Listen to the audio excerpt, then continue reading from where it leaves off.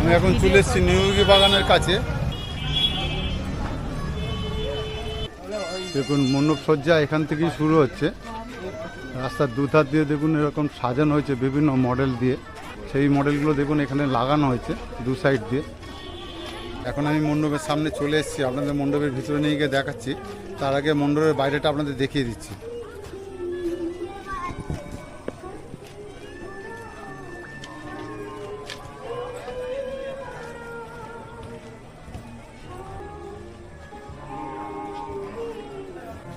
আর এই নিয়োগী বাগানের এবছরের চিন্তাভাবনায় আছে দর্পণ দৃষ্টি। আর 37তম বর্ষে এবছর পদার্পণ করলো এই নিয়োগী বাগানের জগদ্ধাত্রী পূজা।